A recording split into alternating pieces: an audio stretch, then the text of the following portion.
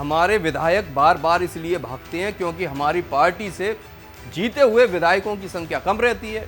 हमें इस बार राजस्थान में सरकार बनाने का मौका मिलेगा। बहुजन समाज पार्टी के प्रदेश अध्यक्ष भगवान सिंह बाबा ऐसा क्यों कह रहे हैं, बताते हैं आपको पूरी खबर। नमस्कार, मैं हूं अमित सिरोटिया और आप देख रहे हैं भारत एक्सप्रेस राजस्थान। राजस्थान में विधानसभा चुनाव 2023 के लिए 25 नवंबर को मतदान होगा। चुनाव की तैयारी में सभी पार्टियां और चुनाव लड़ने के इच्छुक लोग जुट गए हैं।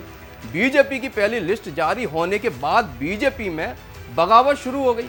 कांग्रेस की अभी कोई लिस्ट नहीं आई, लेकिन कांग्रेस पदाधिकारी पहले ही कांग्रेस छोड़कर अन्य पार्टियों में जा रहे हैं, क्योंकि भरतपुर से कांग्रेस के डिप्टी मेयर व पूर्व कांग्रेस जिला अध्यक्ष जो 2 बार नदवई से कांग्रेस टिकट पर विधानसभा चुनाव लड़ चुके हैं, गिरीश चौधरी ने आज कांग्रेस छोड़कर बसपा को ज्वाइन कर लिया।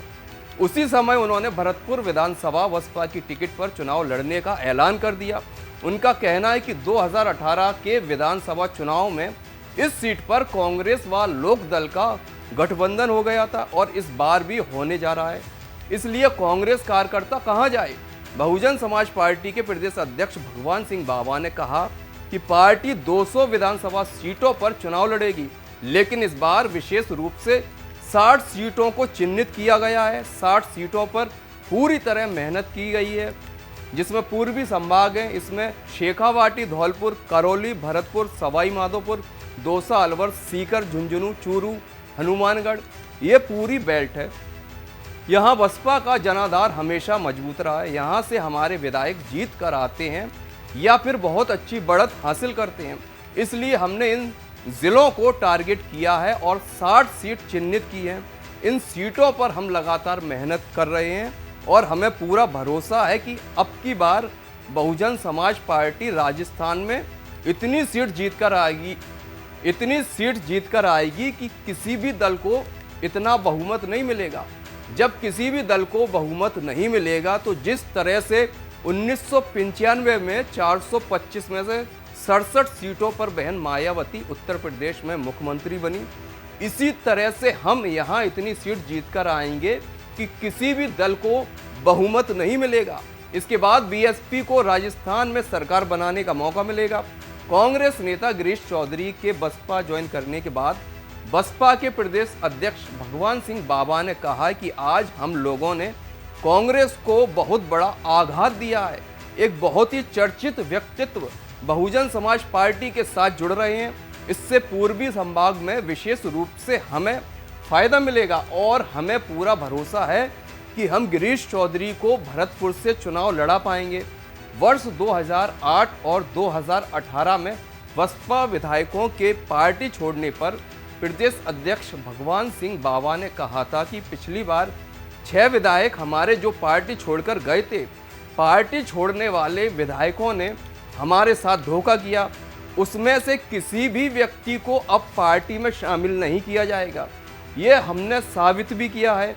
पिछली बार जो सीट हम जीते थे, हमने उन सीटों पर उम्मीदवार घोषित किए हैं। हमारे विधायक बार बार इसलिए भागते हैं क्योंकि हमारी पार्टी से जीते हुए विधायकों की संख्या कम रही है।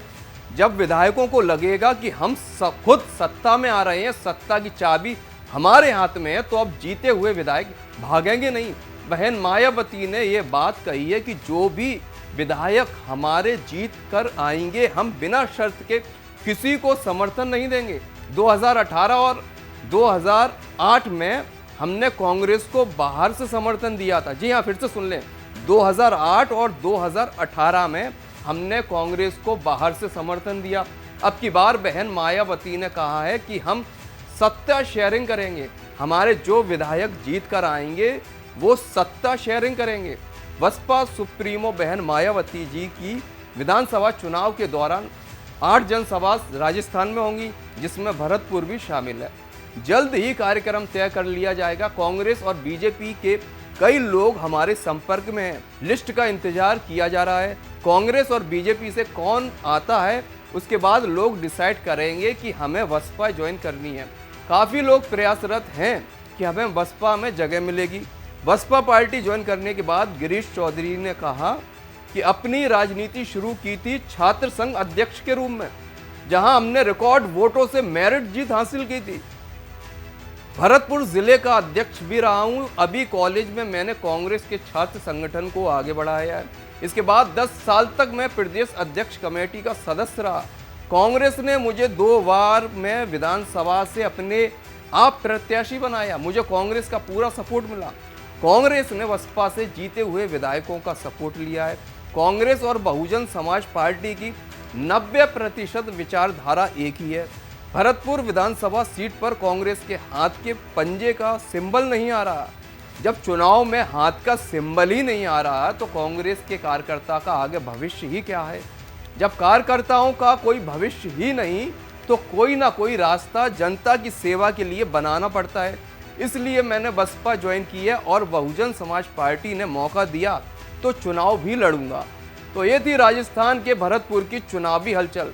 ऐसी और भी खबरों को देखने के लिए आप हमारा चैनल भारत एक्सप्रेस सब्सक्राइब करना बिल्कुल मत भूलना। नमस्कार।